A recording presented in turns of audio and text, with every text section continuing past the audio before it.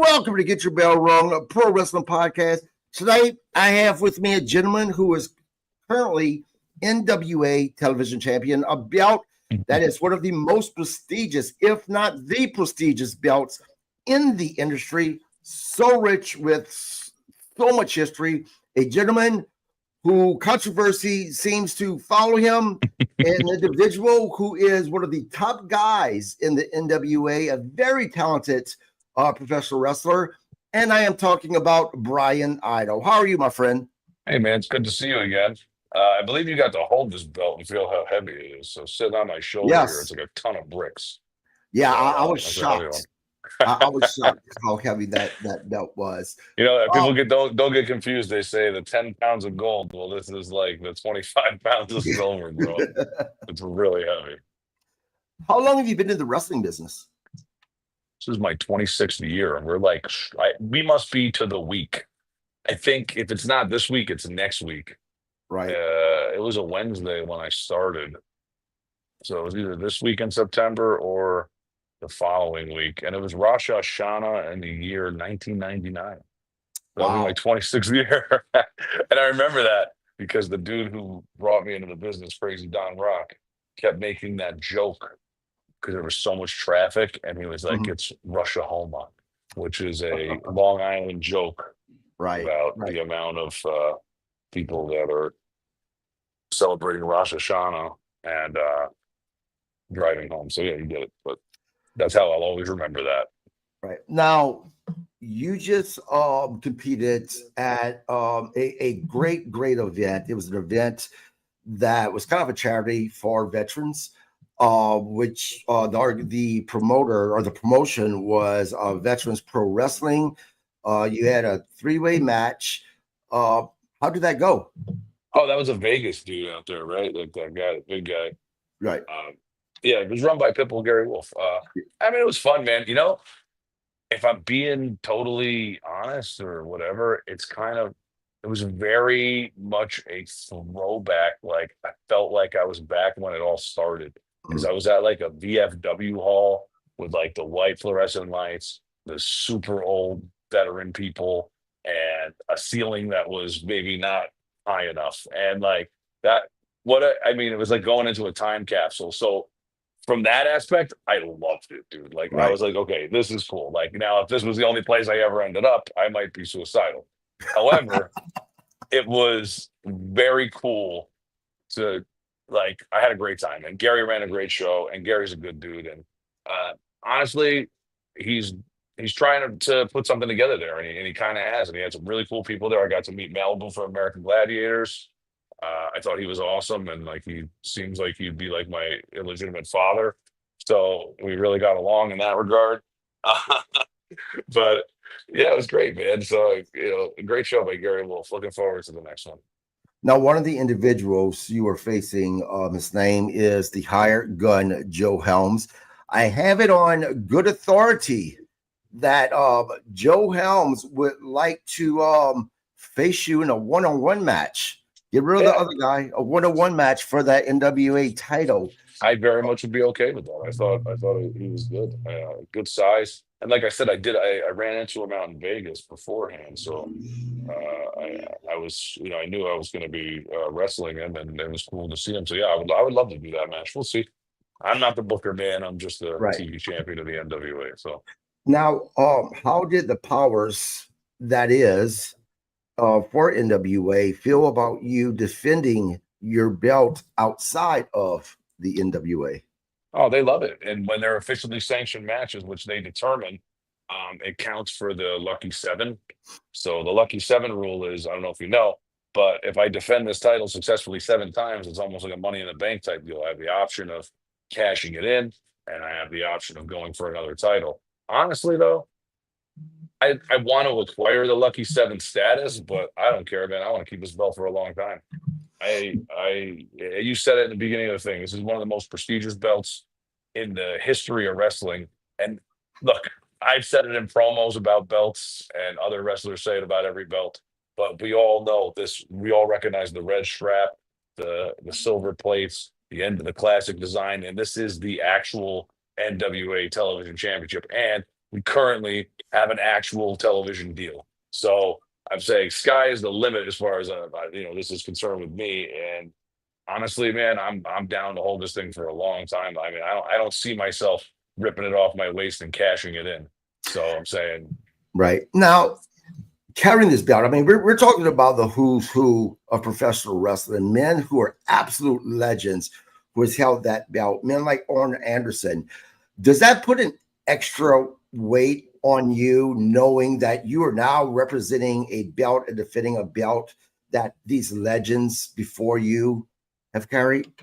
it's not an extra weight. It's more of like a motivation. And it's like, I feel every bit worthy and I've accomplished a lot in my career for real. Like, I mean, if we're talking a non-paper thing, I've wrestled everybody. How many people can say, like, hey, have you ever wrestled Terry Funk? I'm like, yes, actually. Have you ever wrestled Mick Foley? I did. You know what I'm saying? You ever wrestled Sabu? Yes. You know, I've wrestled, Goldust, the Hardy Boys. I mean, the list is endless.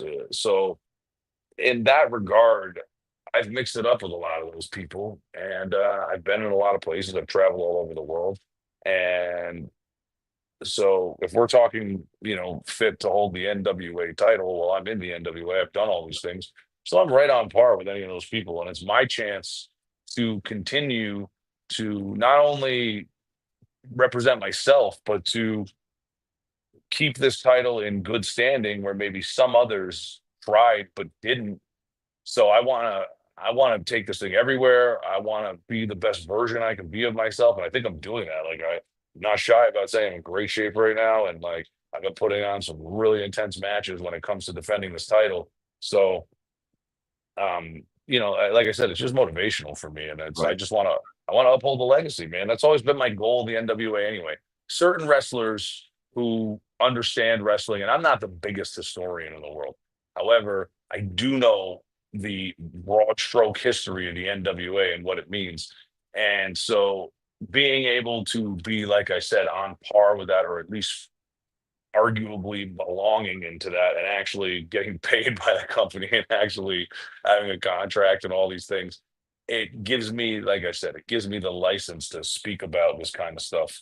And yeah, I just want to. I'm inspired about it, so I just want to make it the Right. best I can make it, take it as far as I can take it, and that's all I can do. I'm really enjoying it. Like I mean, like I said, it's special to be able to have this title, and honest to God, it was one of my goals when I came into the company. The only two titles I ever cared about winning would be this or the 10 pounds of gold. And honestly, I was always more attracted to this title. Mhm. So to me, I think it's awesome. And I've had former NWA champions tell me that I am a legend in the making, and I think that's really cool. And I've had former WWE, WCW legends say the same to me and give me a hug and say, "Dude, keep doing your thing. You're Right. going to be a legend. Like you're making your own legend," which is the most humbling and cool thing I could ever hear. And so, like I said, man, that just makes me want to just keep going, keep doing what I'm doing, and that's how I roll, man. Just put Right. my head down and keep working. Now, before we get to the next question, by the way, guys, this amazing shirt that I Yeah, have sure. on. Yes.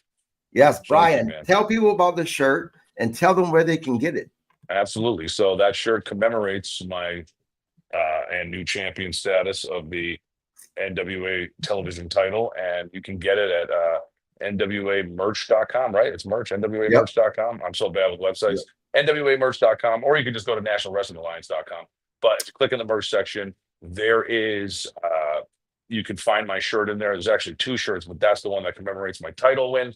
Another shortcut, if you go to BryanIdol.com, you can go right there and it clicks it. It takes you to both of my shirts. So you Right. can go direct from there too. But please, anyone watching, I would love it if you bought a shirt, not just for me, but support the NWA, support the company because they're the ones making the shirt, and it really helps them more than it helps me. And I love the support, and I know like you are helping me because you're repping my brand and you're Mhm. getting my face out to the world. And these days it's all over the place. Like starting to get to the point in life where I walk around, I can't go anywhere without getting recognized, and it's actually pretty cool, but also strange and fun.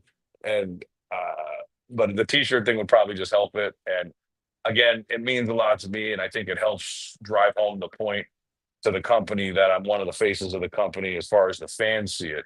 And I mean, Right. the fans have been behind me so much. The the pop when I won the title, the pop every time I come out at the TV studio in Tampa. You'll see there's matches coming out, from the tape delay where some really special things happen between me and the crowd. And maybe I don't even play it up enough, but it's almost because I'm shocked in the moments. The support I've been getting is unbelievable. So it's not lost on me. I love and appreciate everybody for it. And like I said, if you buy a shirt, that would be amazing. And I thank you for buying a shirt. I really appreciate it. And it really means a lot to me because I don't make shirts very often. And NWA made that shirt and I got to sanction the design of it. So it's really cool to me. And I love that pic of me and I love that the overlay of the title, the whole layout. I was just in love with it when I saw it. And it's like one of those surreal things that I can't believe it's myself sitting on there, you know what I mean, with the belt, with my custom necklace and my thing, and it's just all there. And I'm like, wow, it's me. Just get the shirt. It's awesome. I'll shut up. And as someone who was wearing the shirt, guys, there's a lot of shirts out there that you buy, and it's cheaply made. The materials are very good. This is very nice cotton material. I mean, the shirt is very well made. It's not a shirt that I have to worry about wearing one time. And the first time I wash it, you got to throw it out. No, yeah, it seems like it seems like most of the NWA merch, they have it sourced wherever it's coming from. They've tested it out. So yeah, it's not a piece of crap. It's not gonna you're not gonna have bullet holes in it after the first day you wear it. So kind of cool. Now, Bob Cook, my co-host on Tuesday nights, the legendary Hall of Famer Bob Cook, the Cooker, he says that he knows where the original NWA title belts when Arn held it, where it's been, but perhaps some things shouldn't be told. I don't know the answer, but I mean, hey, I can only imagine.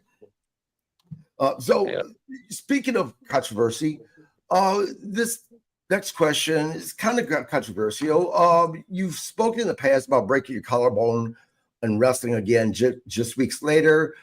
You experienced also false accusations you had to overcome. What have these kinds of serious setbacks taught you about yourself, your ambition, and what drives you to keep pushing forward, even when it feels like everything is working against you? All right, so that's two very different topics. Breaking my collarbone, happened in a match against Thrill Billy in Dothan, Alabama in December. And it was a wild spot. And, things happen. It was, a couple inches this way, a couple inches that way. It probably doesn't happen, even though it looks like inevitably it would have happened. But, I know what I'm doing.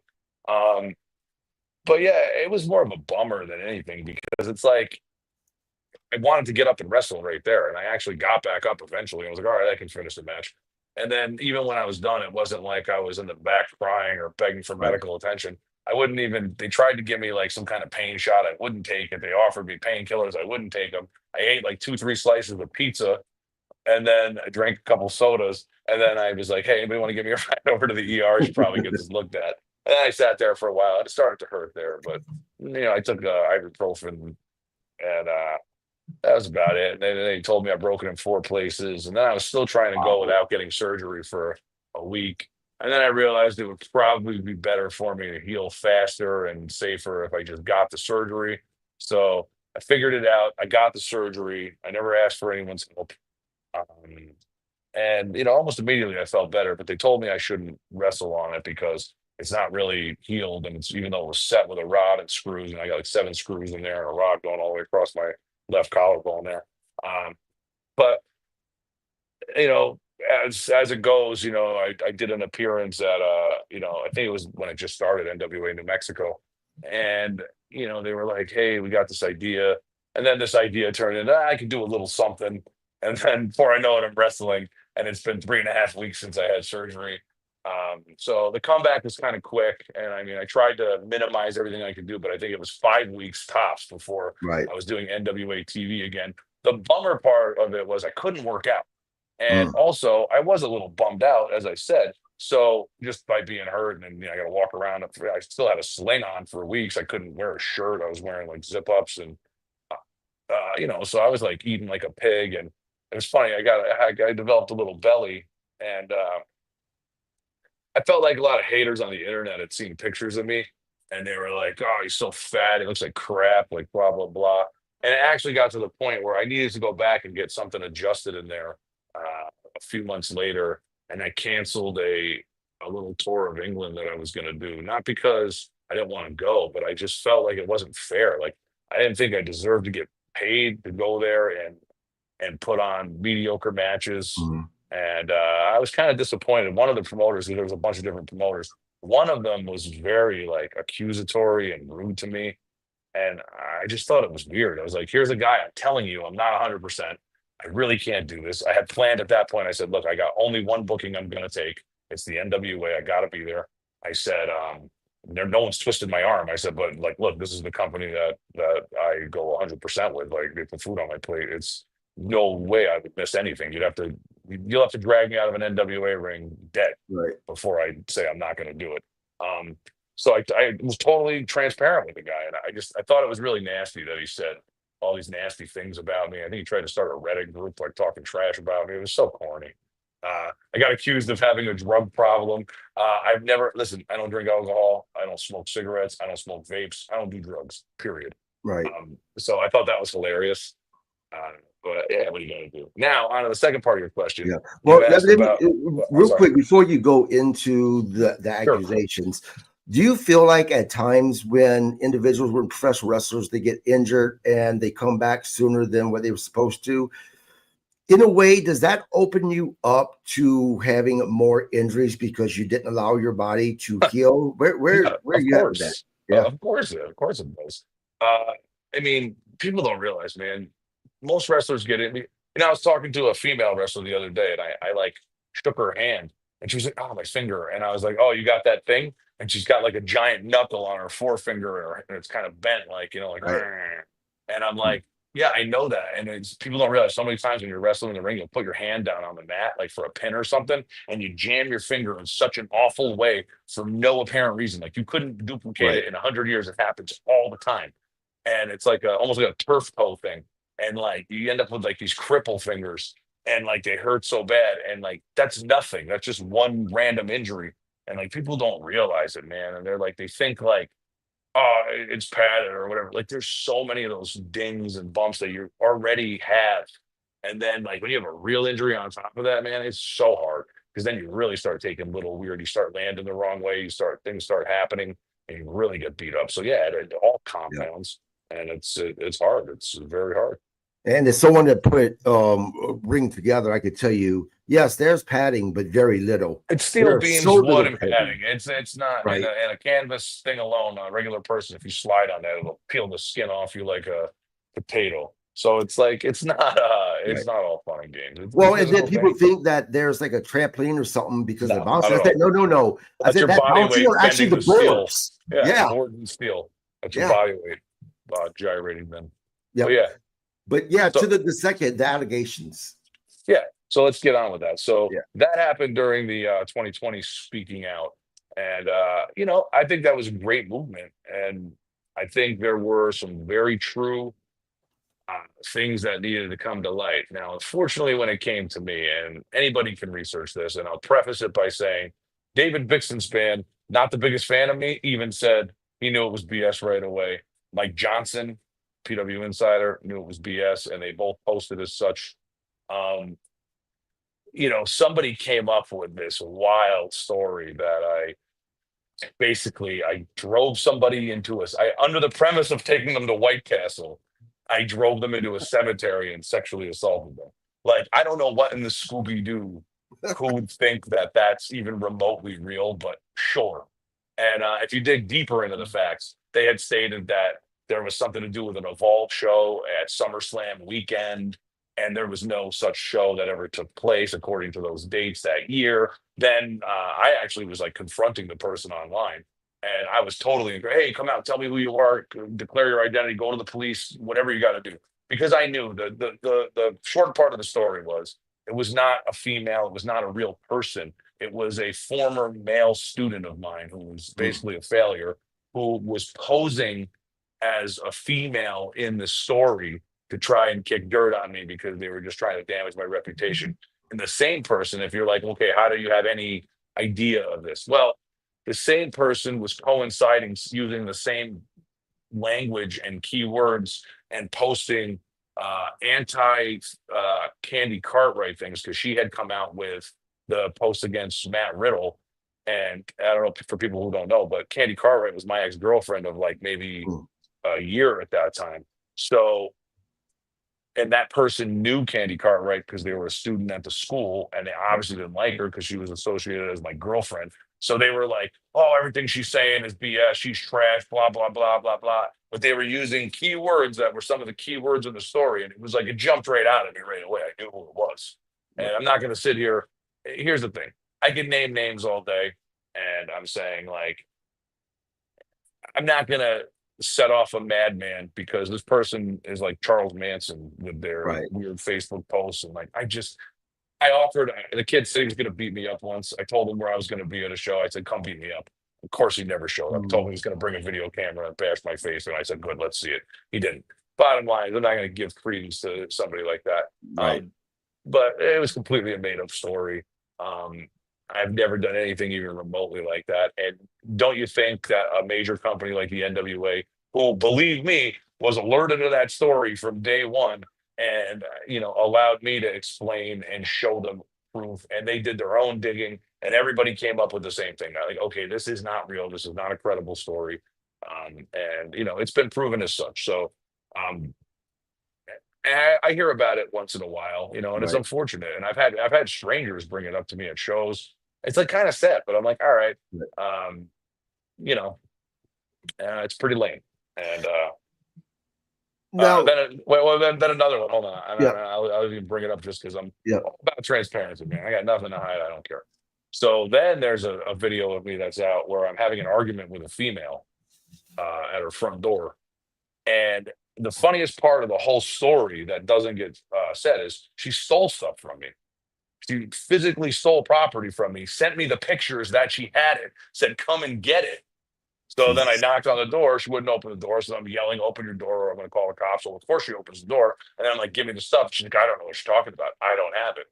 And then she's going into all these other things, because me and her had a little bit of a relationship, and I was in the middle of a breakup, and I didn't really want to be with her, blah, blah, blah. But this is all messy personal stuff. But again, things that people have tried to like send out on the internet to make me look bad. And it's like, dude, if somebody stole stuff from you, right? Like, and they stole your property and sent you pictures of you taunting you. Go and get it. And we're like, come and get it. And I was like, okay, I will come and get it. And I wasn't like going to come and get it. Like, I wasn't trying to shoot her or like beat her up by force. I was sitting there saying, give me my stuff back. You're a horrible person. And I might have cursed at her a little bit, but she's a thief. She stole my stuff, dude. So, and even worse. And I had found out that she was into prostitution, and I didn't know that. And that was wild. So, there was literally a John in the house. When I knocked on the door, there was a naked old man up in the balcony, like cowering in the corner, and another naked girl was with him. It was wild. But okay, again, telling too much, but that's the truth. So never in any way have I ever been in a situation where I've ever been out of pocket with a female or anything like that. And also, I'd like to add on the back end, and not that this qualifies me or justifies me or whatever you got to say, but I, along with Mick Foley, have teamed up with him and other people to fundraise for RAIN, RAINN, the National Rape and Incest Abuse Network. So I fundraised money for them, and Mick appeared on my shows, and we fundraised money for him. When I was a child, I used to watch my mother get beat by my father, and I would never. I just can't. I don't have that in me, man. Like I would rather kill a guy for hitting a girl than me personally hit a girl. So I've been hit by females multiple times, and believe me, I never threw a shot back, because if I did, the whole world would know about it. And that's this is as real and bare bones as I could be about it all, man. So I don't mind they asked it, and I rarely address it, but I don't mind. It's cool. I'm a protector when it comes to that, man. I would never do that kind of stuff, and I would hope the whole world would hear me when I say I in no way would ever assault a woman, not sexually, not physically, and any of that. I am not a believer in that. And if I saw a man doing it in front of me, I would probably break every finger on their hand. So now, as far as cursing goes, man, fuck is my favorite word. So you can curse as much as I if you mean, I need say it to. every sentence. I'm trying really hard Yeah, not to. yeah, I yeah. mean, you But saw me in person, dude. yeah. Now, look, one thing that I've had individuals tell me about you is when this guy's in the ring, he is about as professional as you can get. I mentioned that going back to what you were explaining about professional wrestling isn't just physical, it's very mental as well. How are you Absolutely. able to block all of the stupid bullshit that comes at you and be able to maintain that healthy mental state that you need to be in to get inside of the ring? All honesty, I mean, I've heard it from multiple people, but the one that always stuck with me, and maybe this is uh, in the early days of when I figured all this out. Sorry, in the early days when I figured all this out, it was actually Hulk Hogan who said that when you're a professional wrestler, the makings of being a pro is that you get in that ring and you have to perform all that other stuff goes out the window. Like you can't Yeah, think about sick family members. You can't think about bills that you owe money on. You can't think about your car being broken or your you know what I mean? Like right, your house being on fire. It doesn't matter. If you choose to go out in that ring, you have to be 100% in that ring. And I would say in my career, it's been very rare where that's not been the case. Maybe one or two times, and the times where it didn't happen like that, it feels almost dirty to me. You know what I'm right. saying? Like Yeah, I yeah, can't exist like that. So, and the same goes for most of my enemies. They're probably the safest with me in the ring. Guys that I would right, beat the shit out of in a bar. If I have to wrestle them, I will. I will. You can. I'm like a feather in there with them because right, I don't take any pride. I've never been a cheap shot artist. I've never been like one of those guys. "Oh, I'm just going to hit him as hard as I can," and then be like, "Sorry, brother." Like I can't do it, man. right, I'm just. I just when it's in the ring, it's professional. It's about it's a job, man. This is right, it's a job and a service. Like you're in there. People are paying to see it. People expect something. That's why you can't. Your personal life can't be a part of it. You have to go out right. there, do the job, and entertain the people because that's what it's there for. And honestly, even if it's five people, that's five people who paid their money, man. And it's like so Right. you owe it to them. Like I think it's a certain personality type, and I think that's my Yeah. personality. Like like serving somebody, I'm like, okay, this is I'm doing them like I'm working for them. So if I'm working for you in the moment, I can't. I'm just like, no, I want it to be good. Like it's not about me. It's like you're asking something of me. I agree to do it. I'm going to do it. That's it. So Right. that's how I am. I'm not Yep. one of these people like, even if I agree to do something for less than I think I should get, at the end of the day, I agree to it. And it's my responsibility as a professional to uphold that. And so that's just me, the person. Very rare that I wouldn't adhere to that. So I Yep. appreciate the compliment. Yeah, say and the proof is in the pudding. Joe Helms, the hired gun, who was just in the ring with you this past Saturday, a man who, once your title, has even said that you were easy to work with in the ring and you were very professional. Oh, Again, thank you, proof is in the Joe. pudding. Yeah, no, he's a good dude, man. I enjoyed the little exchanges we had, and I thought we made the best of what we could do there, and I thought I won good. Yep. So I'm saying, as long as he had a good time, I had a good time. I mean, I got no complaints. And like I Yep. said, I would do it. I would do it again in a heartbeat. And I thought the whole thing. I thought the whole gig was good. I'm sure he did. I liked it. It was, like I said, to me, it was a bit of a throwback feel, and it Right. was really cool. Like I said, I could see a hater, a smart mark criticizing what they saw or whatever. But me knowing what I know, being where I've been, to me, it was kind of a treat. And I really said that, to myself and to my friends that were there unprompted. I was like, this is almost kind of a treat. I was like, it's very nostalgic to me. I feel like I'm kind of back in time. And so I Right. thought that was cool. So I really appreciated it. And I appreciated him. He took care of me, and that's what you do. And I think he was totally a pro. And again, I Awesome. think he knew the lay of the land. You know what I'm Right. saying? And so I Right. appreciate that, and that's cool. Yep. Now, you and Billy Corgan have both been instrumental in revitalizing the NWA. What has the creative collaboration been like, and what do you see as the company's next step? Let me rephrase that. What do you see as the company's next most important step that they need to take? Okay. So the way me and Billy work is, look, it's his company, and he's the wheelman and the brains behind the operation. My thing where I go extra is like, hey man, there's things I know about being in the wrestling business as long as I've been. Oh, you gotta, before you lose me. I was trying to do that before. Sorry. I gotta put a little jumper in here. Okay. All right, I got it. So there's things I know about the wrestling business, and that was covered in Carney Land, and if you had a chance to watch it, like obviously I know what it's like to promote wrestling shows, and I've been pretty good at it, man.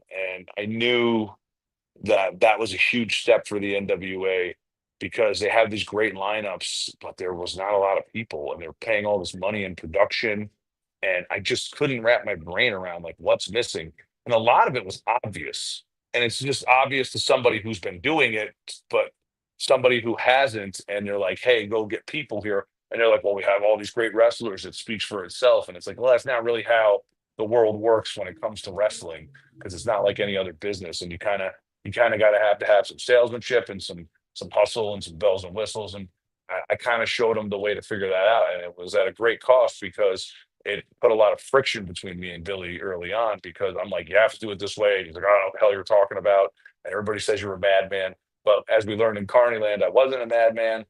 And so that step has been accomplished for us because it's been a long time since anybody on the roster has been like, oh, I just wish there was more people here. There is an adequate number of people there every time. So we're very happy with that. But like I said, the process with Billy is he's the one in control, man. I just try to, like, when he says, I wish this would happen or that would happen a little better, or is there something else? Then I sprinkle an idea, or I'm like, hey, let's go get this guy, and we bring somebody in, or I'm like, so and so, they contacted me. What do you think? And if I can vouch that way or whatever, I do, and I try to just give him advice and whatever. But I don't take anything personally if he doesn't agree with me or if he thinks he wants to do it a different way. It doesn't. I, we're friends first, and that's all I look at it like. Like I have my job in the NWA, but all the extra stuff is just me, the friend, helping my friend, and Right. like it's better because like you live and die for your friends if they mean something to you. And so like that's what it is, dude. Like I don't want to fail Billy in any situation because he's my friend Right. first. So I'm like, I'm not. I don't. It's not like, oh, I don't care. I'm still getting paid, bro. I'm like, that's a given. I'm like, I don't. Who cares? I'm like, Right. this is two people on this level.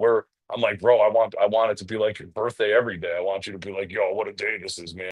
So that's what we shoot for. So that's kind of how we work, man. And I think he's the same to me. Like he's like, all right, what do you think? And then he's like, how do we make this like this? So it's like we kind of try to please each other. So it's really cool, man, because it's just two friends who are like brainstorming and trying to make things better. And there's other people involved too, but the between me and him, that's how we operate, and it's on a different level. And I think it's funny because the way we talk to each other in front of people, I think they're like, "Yo, what is good?" Like we say some harsh stuff to each other. Like Right. there's not a lot of please and thank yous. I mean, there is, but there's a Right. lot of harsh shit that comes out Right. of our mouths. So people are kind of shocked because they're like, most people are like, "Oh, excuse me, Billy," and like, I'm like, "Dude, what are you?" You know what I mean? I'm like, "Dude, what, you're an idiot? What are you doing here?" Blah blah blah, and it's so funny. But Right. the next big step for us, I think, is just building more and more of a footprint, especially nationally, and expanding our TV audience, which is happening. And there's some other things that we're on the cusp of announcing that I think the public will think is very big. But I always say the biggest thing we got is this Roku thing, and it's way bigger than people realize because Roku on the front page has 86 million people a day tuning in. So, and the numbers of what we've had are very big. And Right. I don't think we've retained everybody that we can retain.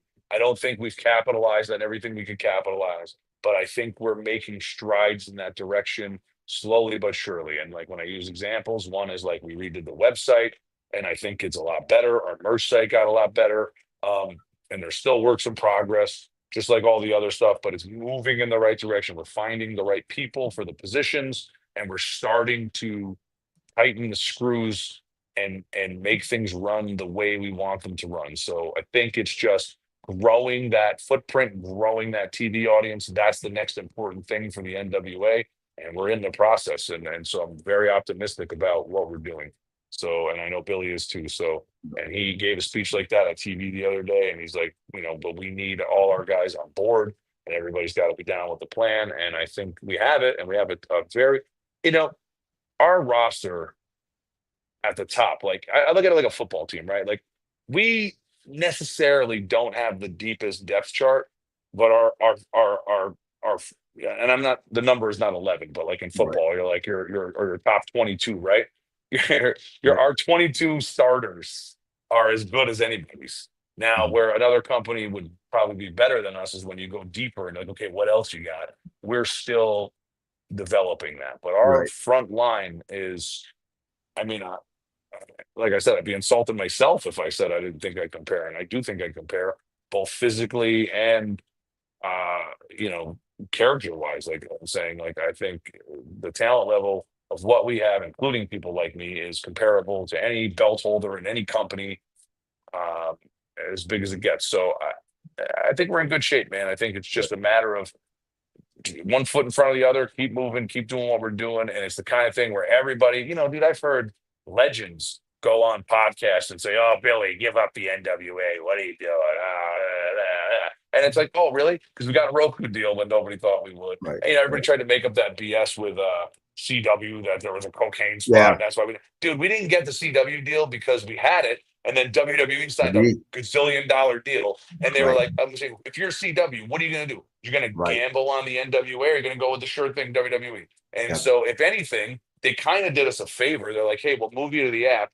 And if I'm being honest, and I don't know if I'm supposed to say it or not, I don't really care.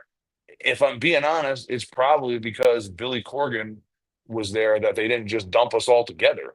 You Right. know what I'm saying? So do the math on that. And I could be wrong, but I'm saying like that's Yep. Now, oh, you went mute.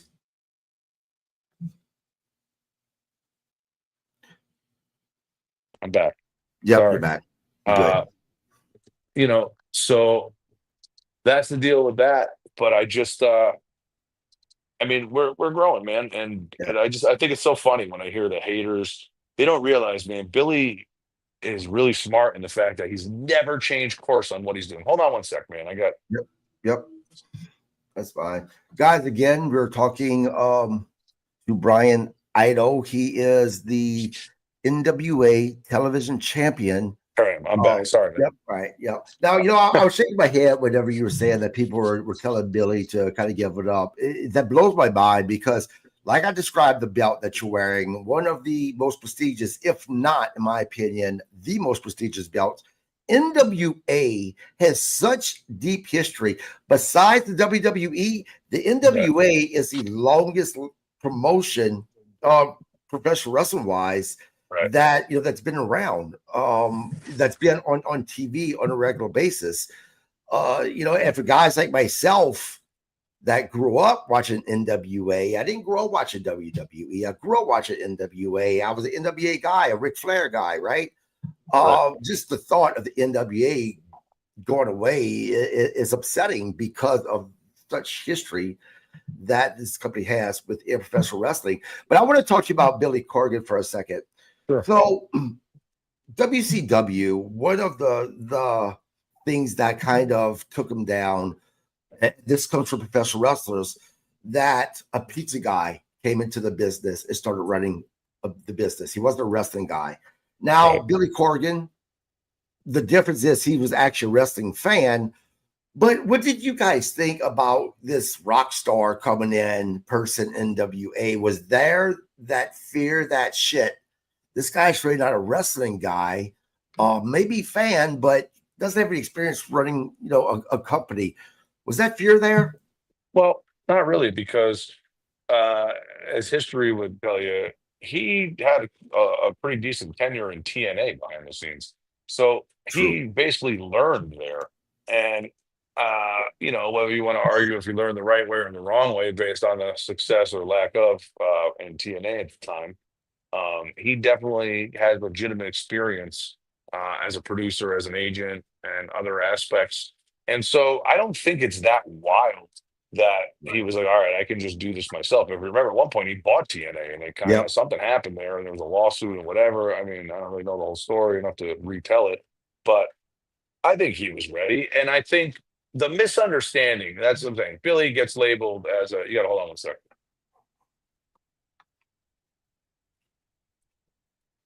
All right.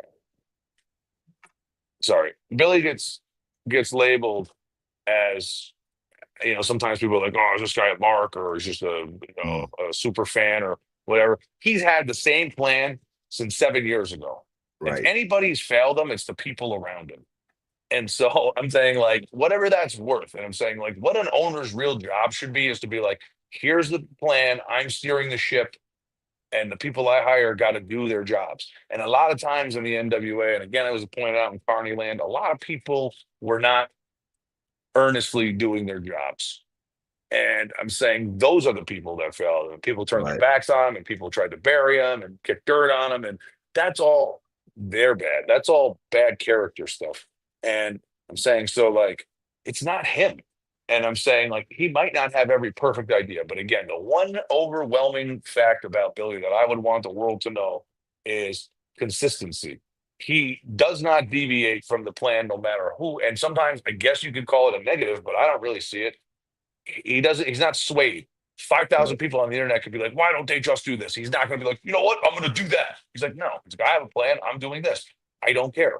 And I'm saying, I think that's the way you need to be because, Right. it's like living life. When you live your life, man, you can't let everybody tell you what to do. And sometimes you True. make a mistake, but you got to make that mistake for Yep. yourself. And then you Yep. learn, right? So I think Absolutely. anything that he has learned from the mistakes he's made, he's learned, honestly and the right way. And, I think it's the very thing that carried us to where we are today, which is a very good deal with Roku and a very big chance to grow in the future. And there's nobody else that's not spending gazillions of dollars out of their own pocket that is having any kind of success more than the NWA. You know what I'm saying? It's just a fact. Yeah. These companies are shelling out millions and millions. They're not making money, and it's the same. You know what I mean? They're in a worse boat because at least we're Right. not doing that. Like our stuff is, pretty much tit for tat, and that's a really good business model to start with. So Right. all credit there. I don't think there's any of that worry that this Right. guy doesn't know what he's doing or he's an outsider. He's had a little bit of on the job. So Yeah. I mean, I don't think that. Now you mentioned Carney Land a couple of times. For fans out there who doesn't really know what Brian's talking about, on Peacock, there's a documentary. Is called Billy Corrigan's Adventures in Carney Land, correct? On a lot of other platforms too. Amazon Yep. Prime, Apple Okay. TV, Tubi. It's everywhere. Yeah. Billy Corgan's Adventures in Carnival. Go Yeah. ahead, continue. And I highly suggest this. Don't make the mistake I did though. I started, I found it and I started watching about 3:34 in the morning. It usually takes me an episode or two to get interested in something. So I figured, I'll watch one episode and tomorrow whatnot. I literally stayed up all night and I watched the entire thing because it's just Well, that good. It really is. But there was something very interesting about that. And that was the fact that right before this happened, you were let go. Talk me through the whys of being let go and then them having to get you back on because as interesting and as good as the show was, a lot of great talent in that show. I couldn't imagine after seeing it now, you not being involved. yeah, Just Vince give me that. Russo. Vince Russo agrees with you. Um, uh, well, it speaks to what you said. Me and Billy were friends, but we were butting heads on a lot of things, and I think there was some tough realizations of some of the things I said about people not performing up to their task. And I kind of became the whistleblower.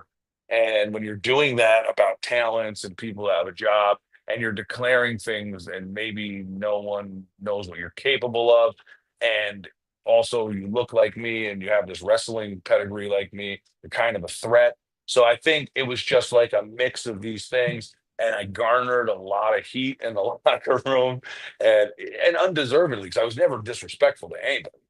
I just called the BS. Like I was like, okay, this is BS. This should be this. This guy's not doing this because he's taking the day off. You know what I'm saying? This guy doesn't really have your back. He's talking out the side of his mouth, when your back's turned. And I was pointing those things out, not because I wanted to be a rat or like make people miserable. I was doing it because I was like, these are why these things aren't working. We need to make these things work, and this is the problem. So that's where we were at with that. And so it just got to the point where it was probably best if I stepped away. It was pretty much a mutual thing. And then, as you see, then some things happen, and they were like, "Hey," Billy was like, "Maybe Brian's right about a lot of stuff, or at least let's see if he's right." And lo and behold, here we are into today, and I was right. So, Yeah. and Now, I how take no long? extreme joy in that. I'm happy Right. where we are. So that's Right. that part I'm happy about. I didn't need to be right, but I Right. was. Now, how long did it take for you guys to make this documentary? Because it seemed like it was It close went to on a for a while. It year. was about, yeah, it was close to a year. It was like 8 months, I think. Yeah. Now, again, as a champion, I want to talk about how you manage your schedule because you still have your own promotion, correct? Yep, Fight the World Wrestling, an So, unofficial territory of the NWA. It's yeah. unsanctioned. So you have your own promotion. You're the Right, TV champ. You right. do these different events like the CAC in Vegas. You Yep. just did this defending the title for Veteran Pro Wrestling in Florida on I hope you don't Saturday. mind. You're gonna take a ride with me right now. No, that's cool. How in the hell do you manage your schedule the way you do with carrying such an important title the way you do? Bro, it is. I'm not joking. Sorry, you got this weird angle of me, but you can hear You're me. good. I'm not joking, man. I am 24/7 at this, and it is not a joke. And just as we're doing this podcast right now, I've had 1,000 text messages related to the NWA come in. I've had like 5 missed phone calls, and I'll get back to it. It's okay. But Right. it's every day like this. It's 24/7, and so it's not easy, but it's kind of what I want. Like I love it, and it's like I don't. It all meshes with my life really well, and a lot of people don't have the ability to travel like I do, and they don't have the ability to multitask like I can, and I'm just good at it. And I'm saying, or at least I think I am. At least I'm ambitious enough to think I am. So it all seems Oh, you to. froze again. Oop, There you go. how about in the back? Sorry, I'm on the move here. I just said I don't think most people are as Yep. ambitious Yep. enough to believe that they're good at it like I am. So I'm just doing my thing, man. I just give it my all. 24/7. I never stop moving. I'm always trying to do something to better NWA or better myself. And I wouldn't have it any other way, man. And as I'm Yep. uncorking my 1986 Fiero right now. I like Now to you brag. I like to brag about my mid condition 13,000 mile 1986 Pontiac Fiero. I got a cool collection of cars, man. I want to talk about your persona. Sure, You've had different names. You wrestle under sure different have. names. Earl Cooter is one of them. This is my question. Well, Sure, you see a lot of professional wrestlers that have name changes, even character changes, but right, they're kind of the same, but just right, with a different name. right. Versus you, that not only did your name change, but Change the it seems character, like man. Change the look. Got to change the whole thing. absolutely. So, how did you transition into Brian You Idol know, from that? Earl Cooter, I'm more proud of than people realize. I'm also not afraid to say. I don't care. I don't think he did it intentionally, but I'll definitely say TNA stole it dead out with and stole the storyline they copied out of when I was in Jersey All Pro in like 2007, 2008. They stole the storyline that I had with a wrestler called Primetime Amy Lee, and they redid it with Cody Deaner and ODB. And it's because there were so many TNA people in that company with us, Jersey All Pro, and I just think they thought he was a little maybe older or bigger or whatever, and they went with him. Hold on one tiny second. Sure. Okay, here I am. I'm back.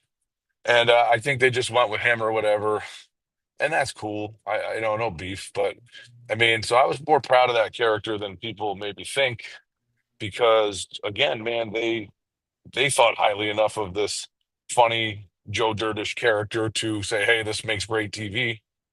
And I think if I was a few, well, if things were just a little bit different, it probably would have been me because I did have a scheduled meeting there, and I don't know, it all just kind of happened. It was like the same weekend I was there, I didn't end up meeting with anybody, and then like I was actually at Universal, and they were like, "Yeah, you're gonna come and blah blah blah," and then I was like, "Oh, they don't have time to meet you, but you're still welcome to come," and I was like, pass. And then because I was like kind of upset 'cause I was like, "They don't want to meet me," and I was like, "All right." And then I think it was during those tapings, I think they just went with that dude. And I was like, wow, all of a sudden this is a gimmick now. And so, and back then I wasn't as established. One second, buddy. Yep.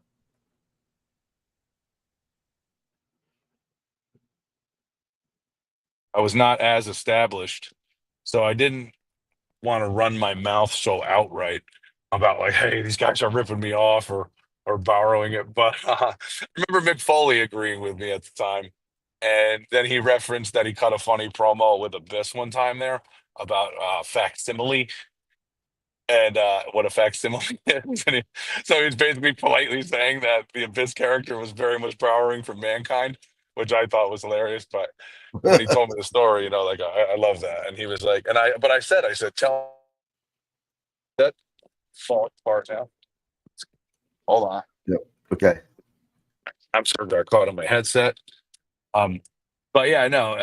When he told me the story, it made me laugh. And I asked him honestly. I said, "Do you think that this is a real possibility that they just? I mean, is it just me or is it a coincidence?" And he was like, "I believe they stole your character." I Mm, was like, "Okay." So I was very proud of that character more than people think. right. And I did travel to various parts of the world, especially Canada. Earl Cooter was popular there, man. And I'll never hate on a funny gimmick.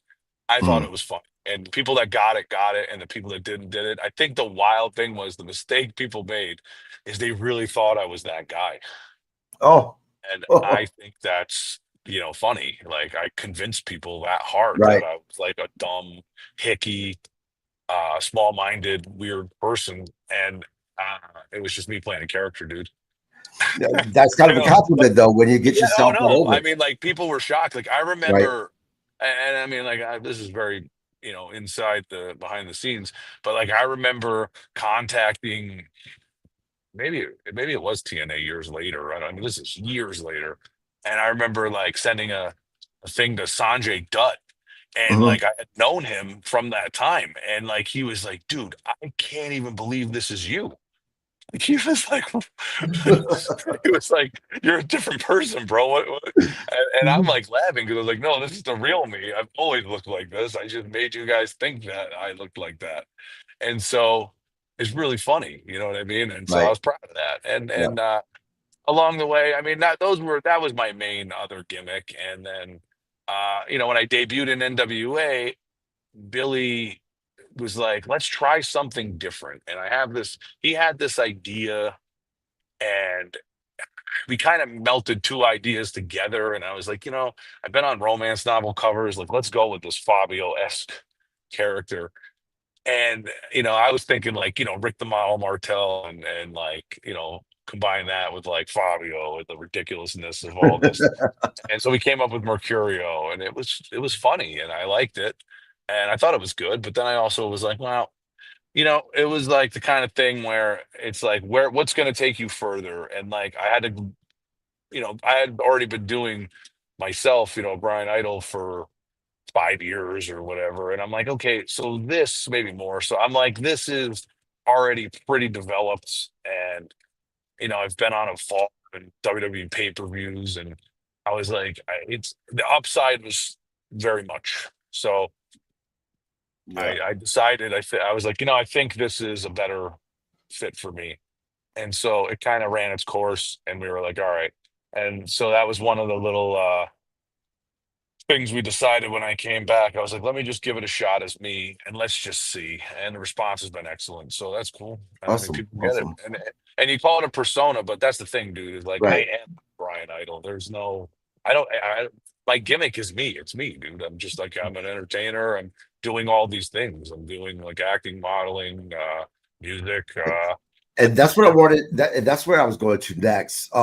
First, Robert, hi, thanks for joining. Please subscribe, my man. I always have What's up, great man? guests coming on. So your persona, you were talking about looks that kill is very distinct. What inspired this character, and how does it connect with your work as a SAG, as a SAG actor and model? I mean, yeah, I mean, it's just, I mean, it looks that kill is just who I am. It's just a catchphrase. I mean, it's all me. I'm just the entertainer. I'm a personality entertainer. Like the way I could say it to you is like, you know, when I'm walking around with Billy Corgan and other musicians, I'm not just his friend standing there. Right, Like he can say, "This is my friend Bryan. He's a pro wrestler," or like he could say, "This is my friend Bryan. He's a model," or "This is my friend Bryan. He's an actor." And I can back up each one of those claims with like, "I was in GQ magazine," or you know, I did an NFL player shoot," or "I was in Shazam 2: Fury of the Gods," but they cut my scene. Or I could say, I had a small, tiny part in The Wrestler. It was also a consultant, or I've been a stunt coordinator on IKEA commercials, or you know what I mean, so on and so forth. And so, like, I qualify all those things. So, like, that's who I am. And like, then if you ask about me, the person, it's like, yeah, man, I got cool cars and toys, and I'm all about. I'm friends with a lot of famous people, and because I'm in the business with them. So it's like, and I just, those people gravitate towards me, I gravitate towards them. So, I've been to a lot of parties, a lot of places, and with a lot of people that people be like, "Oh my God, how do you know that guy?" And I mean, that's just my life. So I'm saying that's who the looks that kill is, you know what I mean? And like, right, and if you were like, tell me a little further, it's like, well, normally if I'm dressed up and I'm trying to look cool, I'm usually pretty much the coolest guy there.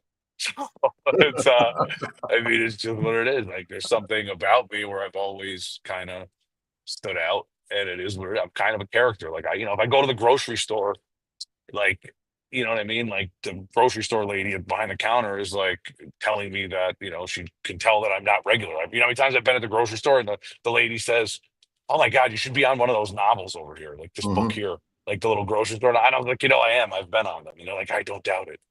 You know what I nice, mean? So it's like, that's who I am. It's funny. right, So right. yeah. Now, So it's um, well, the next question, the final question, we're right at the hour. sure, It's a two-part question. The sure. the the first part is, look, it is undoubtedly you love NWA. There's no question about it. Oh yeah, no, I'm an But NWA guy all the way, man. but say WWE AW came to you, say with a 5-year contract and wanted to sign you. Um, what would you do? Well, I'm saying, okay, first and foremost, this is a business, right? Right. So obviously money is a factor, but Yep. I can also say I'm very happy with what I get at the NWA. And I could also say, before, if you were asking me, would I leave the NWA to go to that because somehow they're paying me an exorbitant amount more money and I'd be Right. foolish not to, Absolutely. I would say to you, number one, um, I would at least, I'm saying before anything, I'd be like, okay, well, like, at least let me hear what the NWA has to say. And that's a given. But then upon consideration, I would say, you know, what's it worth? Because 5 years over there is probably not guaranteed. Mhm. And it's a different animal. And the loyalty that I get in the NWA, and maybe some would argue that because we pointed out that I was let go at one point. Right. But the loyalty is there in the Right. NWA, man. And it would be very tough for me. I am 1000% okay with only wrestling for the NWA under contract for the rest of my career. Um, there is no greener grass, and you know what I'm Right. saying. Like, I'm not like, oh, Yep. crossing my fingers hoping that happens. I Right. really don't care, dude. Right. So it would be a lot heavier weighing on me to make that decision, even with a much larger amount of money, because of where I am in my career and who I'm working with and how much I trust them and the loyalty level that's there both ways. So I just Yeah. it would take a lot, man. And I'm Right. saying it would have to be somehow still benefit. Like my mindset at that point might be, and maybe 5 years might be too long, maybe not, but my mindset would be, if I did do this, how is it going to help the NWA when I come back? You know what I'm Right. saying? Right. That's what I'd be Yeah. thinking. I'd be like, well, maybe this is a chance to make a pile of money, and then like I can come back as a bigger star, and then be like, dude, I don't care if I work here for free. I want to build this up because I made all this money. You know what I'm saying? Right. So Right. that would be my mindset. Basically, loyal to the NWA till the end. Yep. And I don't feel weird saying it. I am, like I said, dude.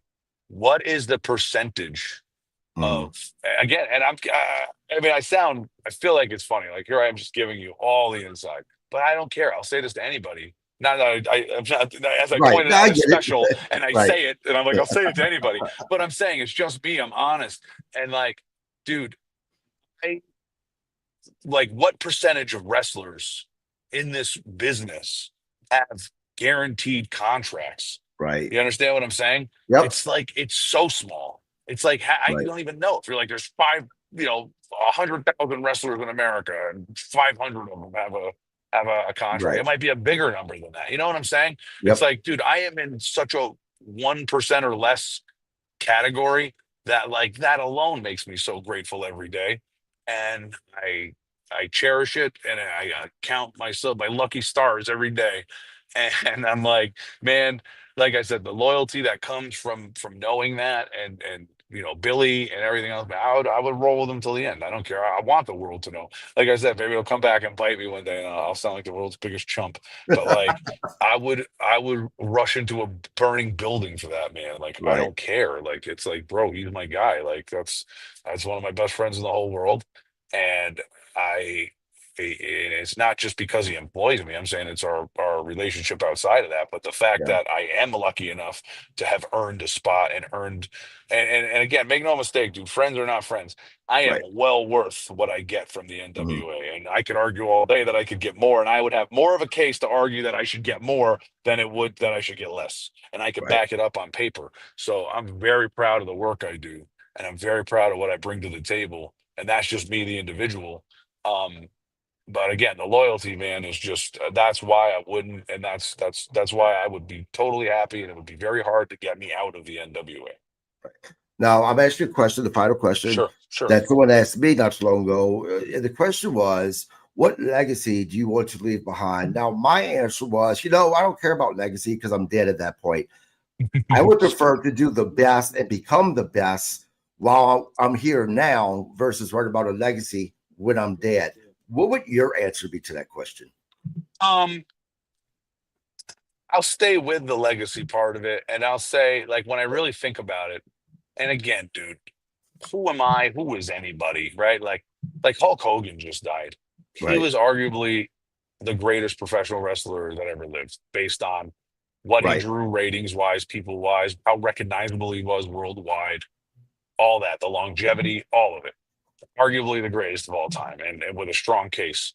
And I'm Right. saying, like, so that's his legacy. See how fast I just like put those points Yep. down, and they're very hard to debate, like to completely dismiss. So Right. that is his legacy. His legacy is he's arguably the greatest of all time. I don't think I'm going to hit that. I don't think I'm going to hit that note, and I don't think that there's any shame in that, and I don't think. Um, I'm saying, like, if you zoom, I think whoever would, if somebody, I don't think anybody would be looking, but if somebody was to zoom in enough, the only legacy I would really want to leave would be that they're like, man, this dude contributed a lot of little things to the wrestling business. And I'll give you an example. And there's so many little things that I've had little hands in and been credited or not credited. Like, I've trained some very good wrestlers. In fact, two current, I think they're both still current WWE champions. One is Zelina Vega, the other one's JC Okay. Jane. And JC had the TNA and the Right. WWE title at the same time, NXT. So I trained a lot of good wrestlers. Um, the big breakout moment for GCW was Joey Janela's spring break the first Yep. time. I was instrumental in setting that up. And Brett Lauderdale even credited me publicly with it. You look at House of Glory Wrestling. I was instrumental in the early part of their company in helping them get things rolling the right way, and always, and I'm still to this day lending hands when needed. Um, I was very instrumental behind the scenes at Evolve, and been credited with such. Um, Right. and here I am being very instrumental behind the scenes in NWA. And that's just a handful that I mentioned just off the top of my head. So again, Right. if somebody was really zooming in and looking at these things, they would be like, man, I think this dude's legacy is, he was on this ground level helping, stoke the fire of these things, like creating the little sparks for these things to turn into big fires. And I'm proud of that. And again, if you ask me what my motivation was, it's just because, like, for the love of the game a lot of the times. And like I definitely Right. sacrificed a lot of things that I didn't, somebody else wouldn't. They'd be like, what am I getting out of this? Right. And I'm saying there Right. many times I was like, I'm not getting anything out of this. But I just I don't care. I'm like, it's wrestling or there, man. Like, somebody's enjoying it. Just like let it roll, man. Like, do it for the better. And that Right. goes to that old adage again. Like, I can only quote a lot of people that I learned little things from being around. And Mick Foley used to say that I forgot. I want to say he said it was Dominic DeNucci that told him it or whatever, but maybe it wasn't. But he said, you leave wrestling a little bit better than you found it. Hmm. And I agree with that philosophy, big time. And I think that's what you got to do. And I'm saying, Right. so that's what I've tried to do. I never wanted to take away from pro wrestling. I never wanted to make it shittier. And so, that's why if you're like, hey, what's your motivation for looking good or like going out there and not being, a shitty wrestler or trying to get better or trying to make other people better or opening doors for people? Because I'm like, dude, I just want to make the whole thing better. And so Right. that would be the legacy I'd want to leave. And I think I have already.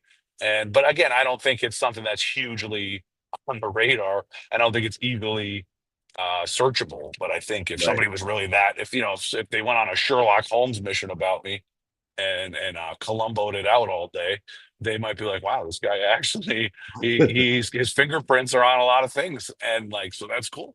And Yeah. I'm proud of that, and I think there'll be more before I'm all done. There'll be a few more of those moments, Right. and so I'm happy with that, and so that's my legacy, man. Yeah. Not so much I'm the greatest wrestler or nobody looked as cool as him, because it's all been done before, man. Right. And I'd rather those legends have it. Like, I don't Mhm. know, like I don't ever want there to be another Hulk Hogan, and I don't Right. ever, and I probably never will be. But I'm saying, like, good. You know what I Right. mean? Like, Yep. it wouldn't be special otherwise. That's the other thing. Like, people in wrestling, like, everybody tries to duplicate everything, or like, you always hear like shades of this, shades of that. Like, who cares, man? Do your own thing. Like, Right. create something new and not ridiculous. There's still room. There's always room for someone to be really cool and really original and really uplifting and really inspiring. There's always room, because there's always, the new generations come, and they don't know everything that the other generation knew, and they know, they learn from what they see in front of them. So if you can represent that way, it's really cool. And that's Yeah. a challenge from like my perspective and other people's, because you don't want to get bitter, and you want to stay cool, and you don't want to be burnt out, and Right. sometimes it happens, and so you try not to represent yourself like that. There's been a few times where in moments where I'm like, I seem burnt out, and I'm shitting on a lot of things or seem very negative, and I'm sure somebody's like, man, I hear this guy talking now. Bullshit. When I met him, he was very negative and very mean. And, we all have our days, man. Yeah. But yeah, that's it, man. I'll stop Yeah. rambling about it. But that's the Yeah. legacy I want to leave, and No, and man. you know, Yeah. Look, I appreciate you coming on, and I hope you come back because there I are will, so man. many damn questions that Hey, I man. didn't even touch on yet because you have such a interesting character. You're such an interesting person. Thanks, There's a man. lot of depth to you. There really is. Is there anything upcoming shows or anything you want to plug? Just go to my social media, the Bryan Idol on Instagram or Facebook. I list all the shows. I got too many coming up, man. I got Yeah. there's a gazillion of them. I got Yeah. like, there's 52 weeks a year. I got 500 bookings. So go take a I look. bet you do. What nights can they find NWA on the Roku channel? Tuesday night, channel 210, Roku Sports Channel. Tuesday nights, 8 o'clock. You can watch it on demand, even though currently this week they didn't upload it for some reason on the on demand. So something's jammed up there, but hopefully by tonight or tomorrow. But typically it's in the on demand. They replay it again on Saturdays. We also have the Wrestling Central channel, which is 80% NWA, 20% WOW, and it plays on a 24/7 loop, and it's all the old episodes up to the new ones. They just go in a rotation. It's wild. But the main episode's NWA Power, channel 210, Roku Sports Channel on Roku, 8 o'clock Tuesdays. That's Replay awesome. on Saturdays. Guys, tomorrow night is our Thursday night recap of Wednesday night Dynamite AW. And then Friday at 6 p.m. Central, I have Miss Lynn Anobi.